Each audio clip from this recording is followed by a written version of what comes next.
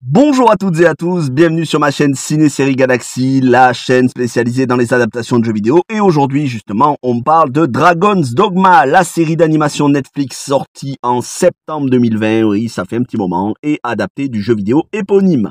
Mais avant de vous livrer ma critique 100% spoilers de la série, petite présentation du jeu. Action RPG de type hack and slash de Dark Fantasy sorti en 2012 sur PS3 et Xbox 360, Dragon's Dogma est développé par Capcom et produit par le célèbre Hiroyuki Kobayashi.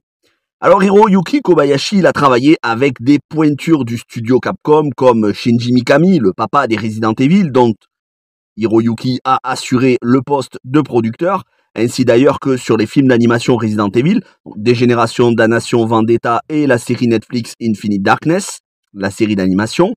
Il a aussi bossé avec lui sur les Dino Crisis, ainsi qu'avec un autre ponte de chez Capcom, un autre créateur célèbre, Hideki Kamiya, le papa des DMC, Devil May Cry, et donc Hiroyuki Kobayashi, toujours à la production.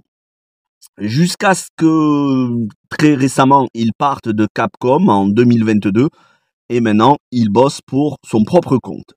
Il produit Dragon's Dogma en 2012 ainsi que la série d'animation en 2020 dont nous allons parler dans quelques instants. Le jeu Dragon's Dogma, lui, a été un énorme succès. 1 million de copies le premier mois à sa sortie, 1 million de ventes.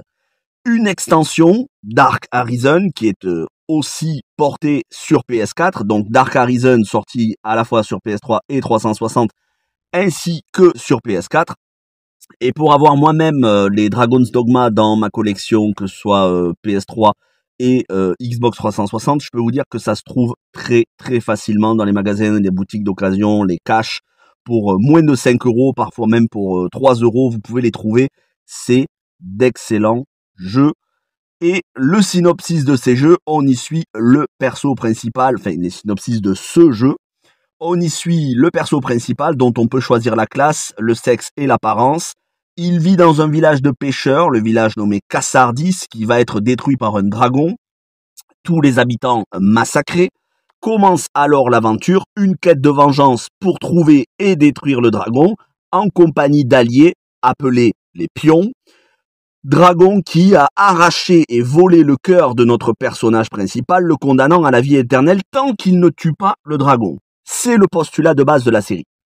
Et donc, la série, le postulat de base du jeu vidéo. Et donc, la série part du même postulat de base. Le héros, ici, non pas un pêcheur, mais un chasseur nommé Ethan, il a tout perdu, femme, enfant, sous ses yeux, le jour où un dragon a survolé et détruit Cassardis, son village de pêcheurs, même village que dans le jeu vidéo.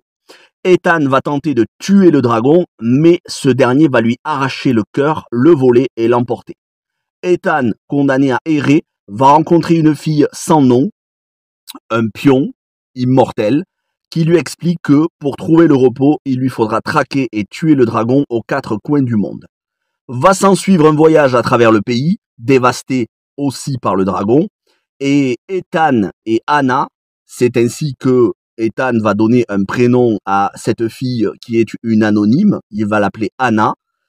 Ils vont rencontrer différents personnages, chacun en proie à la tentation d'un des 7 péchés capitaux, la gourmandise, l'envie, la paresse, l'avarice, la luxure et l'orgueil, sans oublier la colère. Ethan, rongé par le péché de la colère, parviendra-t-il à garder son humanité et à vaincre le dragon?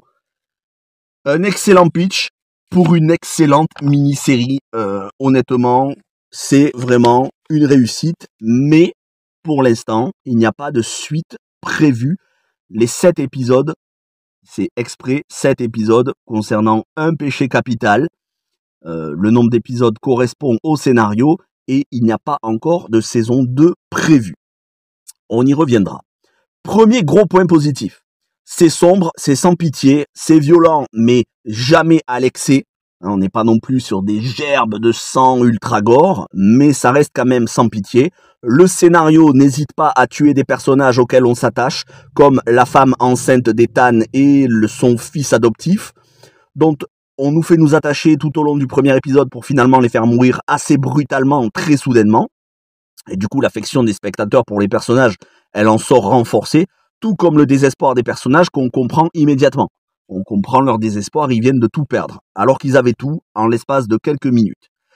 Sans pitié aussi tout au long des épisodes où l'on rencontre des personnages a priori bons, dont on voit le comportement changer face à la tentation des péchés capitaux, au point pour certaines de s'entretuer. La fin n'est pas toujours heureuse pour les personnages, et c'est donc une série mature que l'on tient ici. Autre point positif, la variété du bestiaire issu des jeux, même bestiaire que dans le jeu, du griffon, de l'hydre, du cyclope, des succubes et autres monstres des jeux d'origine. Les combats durent parfois tout un épisode, mais on n'en ressent jamais les longueurs, toujours la tension, toujours le sentiment de danger présent, palpable. Et enfin, visuellement, et c'est ici que le bas blesse malheureusement, c'est à la fois très beau visuellement dans ses décors et ses personnages, ça y a rien à redire, parfois ça lorgne même du côté des productions Ghibli, mais c'est gâché par un dragon en 3D qui a un visuel mais moche, c'est immonde, c'est d'une laideur, ce dragon est d'une laideur, je comprends même pas comment ils ont fait ça. Deux animations différentes, les décors naturels, les décors dans la nature, les personnages, l'animation, et un dragon dégueulasse en CGI, mais c'est immonde, franchement. Dès qu'il apparaît, c'est un gâchis. Mais bon, malgré tout, il apparaît pas dans tous les épisodes, et la série lorgne plutôt du côté de la série d'animation Castlevania, autre grosse réussite sur Netflix dont on parlera bientôt. En conclusion, malgré une animation 3D moche, d'un dragon pourtant essentiel à l'intrigue, la série reste une réussite en termes d'intrigue, intelligent d'avoir misé sur les 7 péchés capitaux, un par épisode, et le plus intéressant pour moi, le plus attachant, c'est le personnage d'Anna, qui est le pion. Inversement à Ethan, qui lui perd son humanité au point de devenir à la fin le nouveau dragon, après avoir été consumé par la colère, eh bien, la trajectoire inverse pour Anna, qui n'était pas humaine, qui avait du mal à comprendre les humains, après avoir passé toute l'aventure à observer Ethan et à le conseiller, eh bien, elle apprend à aimer les humains, elle apprend à avoir de la compassion pour les faibles, être bienveillante. Les dernières minutes de la série sont à ce titre une pure réussite. On ressent la bienveillance, la bonté du personnage. Franchement, ça fait penser vraiment à de la production Ghibli dans les dernières minutes. Dommage qu'une saison 2 ne soit pas prévue, il y a pourtant matière à exploiter puisque Ethan est devenu le nouveau dragon et Anna doit le vaincre un jour ou l'autre. En revanche, ce qui est prévu, c'est Dragon's Dogma 2 qui sort cette année sur PS5 et à l'heure où j'écris ces lignes, le jeu est prévu pour mars 2024. C'est l'un des gros jeux attendus cette année par les amateurs de Dark Fantasy, de RPG, à n'en pas douter. Et en attendant ce gros jeu AAA normalement, vous pourrez découvrir ou redécouvrir Dragon's Dogma sur PS3, Xbox 360, PS4 en version Dark Arisen, c'est-à-dire en version complète ou en version normale. Et bien évidemment via cette excellente mini-série sur Netflix. J'espère que la critique vous a plu. N'hésitez pas à me donner votre avis dans les commentaires. On se retrouve bientôt pour d'autres adaptations. Portez-vous bien et ciao tout le monde!